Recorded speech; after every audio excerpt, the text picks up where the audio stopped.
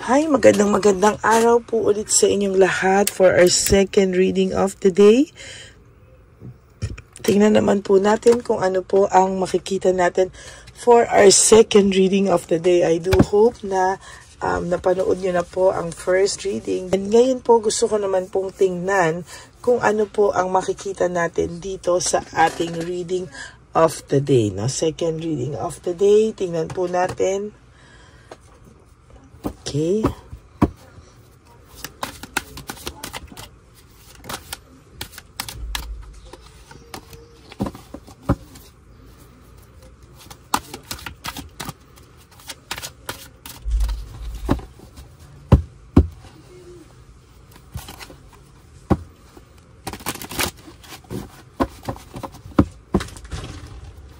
Ano po ang makikita natin sa second reading of the day?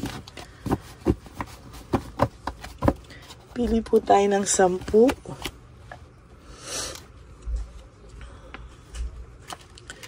1, 2, 3, 4, 5, 6, 7, 8, 9, and 10.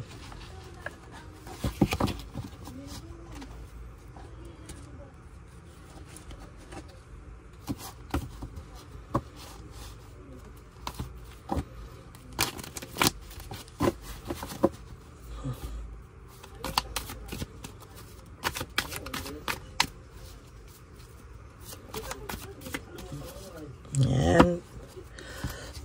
I'm sorry po. Pili na po tayo ng 10. Okay. 1, 2, 3, 4, 5, 6, 7, 8, 9, and 10.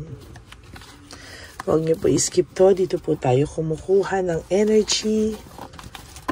Ayan. Huwag niyo po itong skip.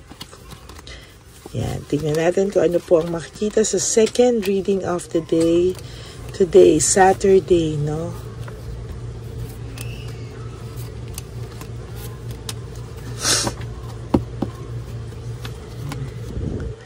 Okay, for your first card, this is all about discouragement and insecurity. Maybe the third person or the third party sa relationship niyo po ay nadi-discourage na or nai-insecure po sa iyo, no? There is something happening between the two of them na parang ang pakiramdam po ng third party ay mahal ka pa po ng iyong. So, totoo lang po, ang pagmamahal sa iyo ng person mo, hindi naman po nawawala eh. Nandiyan lang din po yung pagmamahal niya sa iyo. There is difficulties, doubts, ayun ang sinasabi ko, and lack of satisfaction. May doubts po ito ngayong may doubts po itong iyong third party, no? May doubt siya na talagang hindi ka pa po nakakalimutan nitong person mo, and as a matter of fact, tuloy-tuloy po ang pagiging tuloy-tuloy po yung doubts, no? Yung kanyang pagmamatsyag. Pakiramdam niya po talaga there is something wrong dito sa samahan nila dahil ikaw po ay naiisip pa po ng person nyo, no? Naiisip ka pa po ng person, and as a matter of fact, hindi po siya satisfied kung ano po yung nangyayari o takbo ng relationship nila. Oh my God, pareho, doubts, no? Talagang meron po talaga siyang pagdududa. Wala po siyang, may trust issues din po siya since ginawa po, no, nakuha niya po ito ng pag-agaw sa'yo, no? So, meron po akong nakikita dito somehow na, ayan, no, may nakikita po talaga ako dito na meron po ako nakikita dito talaga na pagmamatsyag, no?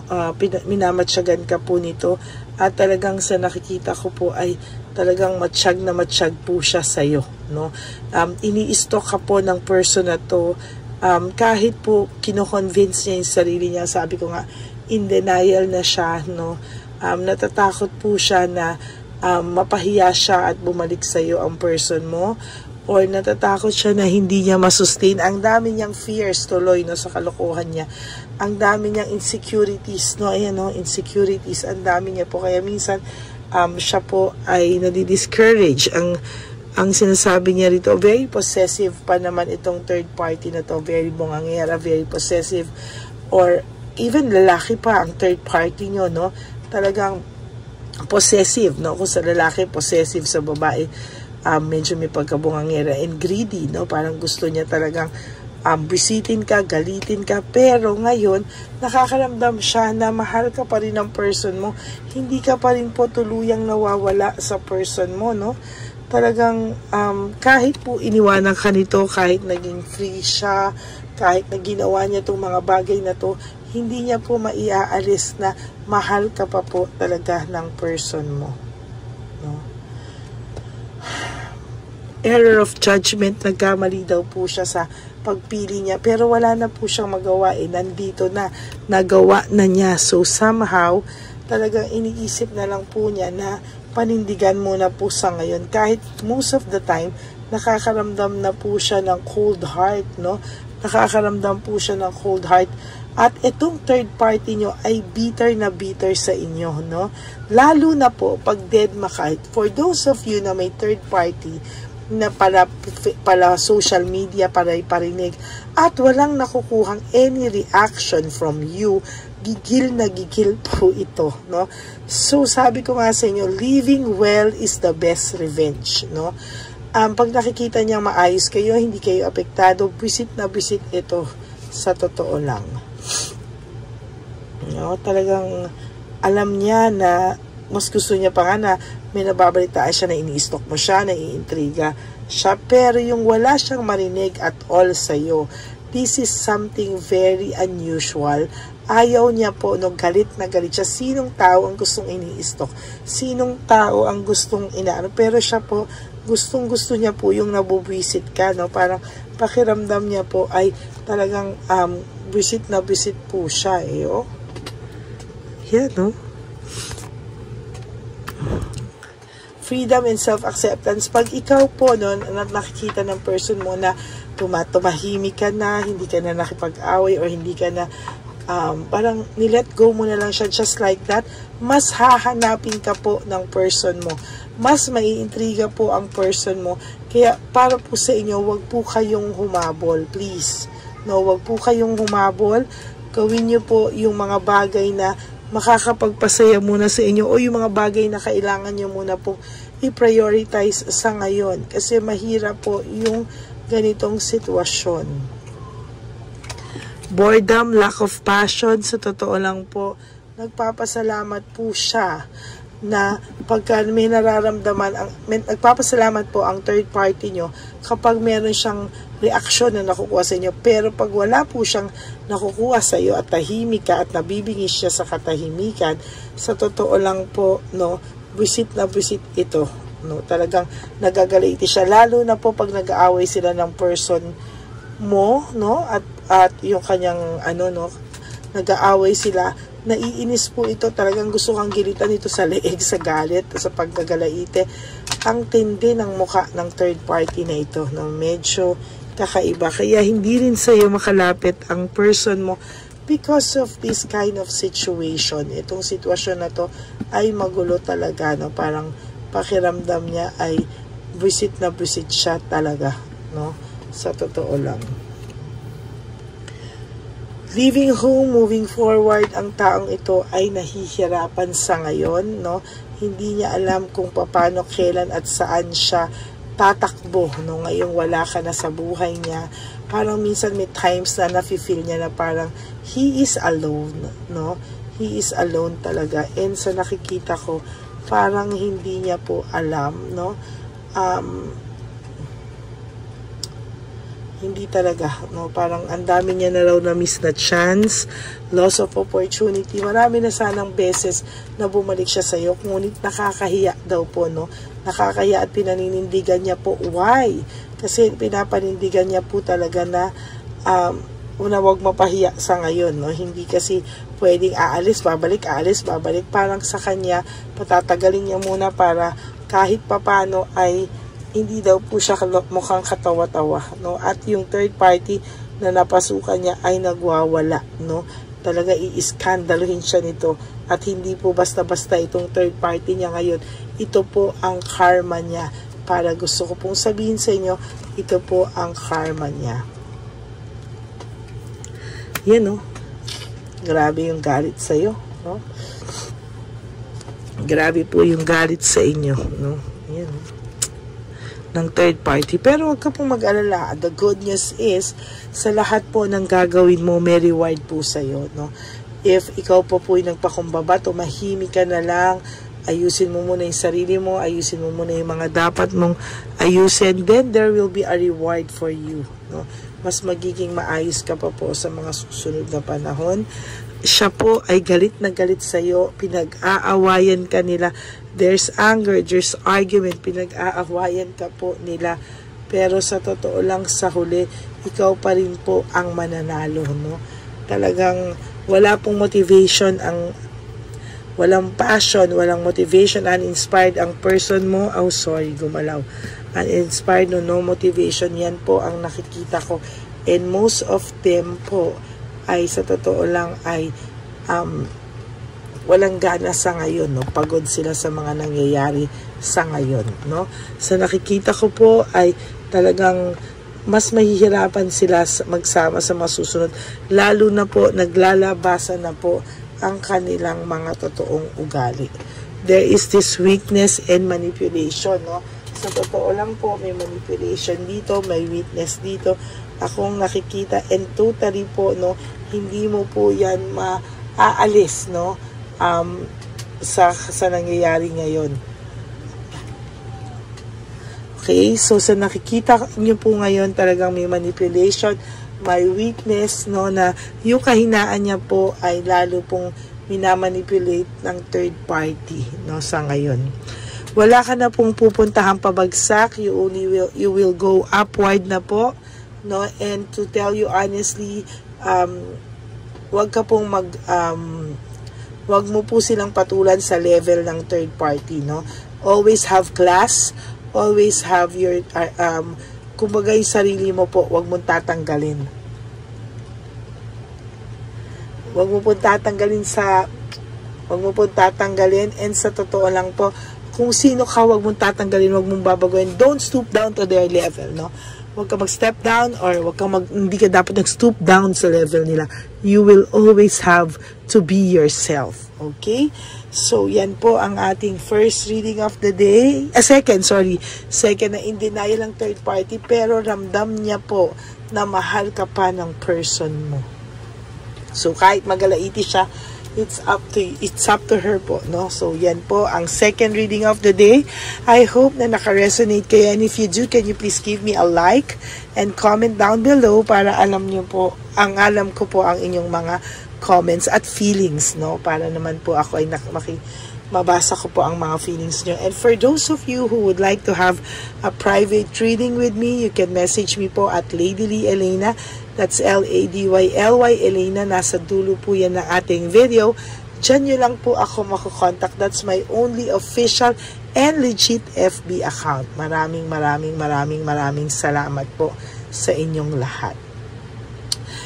And for those of you who would like to give me a super thanks, thank you so much from the bottom of my heart. Maraming salamat po. And may God bless you all. And ibabalik po sa inyo ni Lord lahat ng tulong nyo, siksik, liglig, at umaapaw. Maraming salamat po sa inyong lahat. And of course, sa akin pong mga Lady Elena solid and loyal Lady Elena families, I love you all from the bottom of my heart. Mahal na mahal ko po kayong lahat. At sana po ay wag po kayong magsasawang makinig sa ating channel, at hindi din po ako magsasawang ipakita sa inyo at basahan kayo ng reading of the day. Palagi lang po ako nandito sa inyo, at magbabalik po ako tonight for another set of reading for our third and final reading of the day, no? I hope na mapanood nyo muna po yung first, second, and third reading of the day bago po kayo tumakbo para dito sa first kanina at sa second reading of the day. Ang lagi ko pong pahayo sa inyo, no, is to live one day at a time. Huwag nyo pong munang isipin kung ano po yung makakapagpasaya sa ibang tao. Isipin nyo muna po ngayon yung inyong sarili. Maraming salamat po sa inyong lahat, and thank you from the bottom of my heart. Maraming salamat po sa inyong lahat. And of course, life is too short, kaya don't make it shorter by stressing yourself from all the pains and heartaches na binigay sa inyo na kahapon. Just surrender everything to the divine universe and just let go and let God write your life and love story. I will be back for another set of reading. Huwag po kayong malulungkot, Ako po ay magbabalik para bigyan kayo ng another set of reading. Kaya mag-relax lang po kayo at isipin nyo po kung ano yung mga gusto nyo gawin to make yourself happy. Okay? God bless you all, and I love you all, and I will all see you again on my next and final reading. I love you all. God bless you. Bye! Okay, update po, may nagpanggap pong subscriber natin na siya po ay magpapahula sa fake na Lady Elena, kaya ayan, hinihingan po siya ng $80 at ang cell po niya ay nabigay at nakuha. Ang pangalan niya po sa cell ay Julian Albert, siya po ay may cell account din, kaya mag-iingat po kayo. Ayan po, kung sino man po yung scammer na Julian Albert na yan, i-insensuhan po natin yan para siya po ay makonsensya. Kung wala man po siyang konsensya, at least po bumalik sa kanya lahat po ng kanyang ginagawa, at maling-mali po yan. Basahin niyo po lahat yan, makikita niyo po, ayan po ang cell number niya at Julian Albert na yan, para po talagang ma-report din po natin yan na siya ay gumagamit ng cell account na Julian Albert. Mag-ingat po kayo. Ayan po yung number niya. Ayan po yung pangalan niya. Huwag po kayong magpauto. Nakita nyo naman po, napakalayo po ng pangalan ko sa pangalan ng pinagsesendan nyo po ng account o ng pera. Kaya mag-ingat po kayo at beware sa scammer na to. At talagang ayan po, pinost ko po ang kanyang pangalan dito para maging babala po sa inyong lahat. Maraming salamat po. At mag-ingat po kayo, paki-report po ang page na yan, ang messenger niya na Lady Elena. Maraming salamat po, and God bless you all. Ayan, sa susunod po makikita niyo yung account niya na i-report niyo. Salamat po na marami. Magandang gabi po ulit sa inyong lahat. Ako po ay muling nagpapaalala sa inyo na mayroon pong lumalabas sa FB at Messenger account na fake account po nang hihingi po ng $25 through PayPal, at hindi po yan totoo. Huwag po kayong maniwala dyan. At pag sinabi mo po na gusto ko pong marinig ang boses nyo or makita kayo, ang sasabihin po ay magbibigay kami ng link. Buksan mo yan at pagkatapos ay makikita mo ako. Huwag po kayong maniniwala dahil yan po ay hindi totoo. Yan po ay isang malaking scam na pag binuksan nyo po ay mahahack po lahat sa inyo.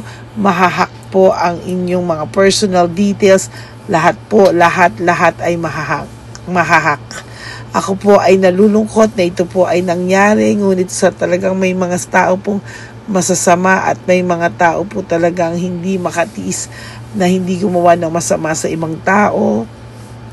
Pero maging aware po sana kayo, tulungan nyo po ako, i-report po natin yung fake na yan at sa FB para siya po ay mawala na at wala na po siyang mabiktima pa. Nandyan po lahat ng details at maraming salamat po sa inyong lahat. Maraming salamat po sa inyong lahat at mag-iingat po kayo.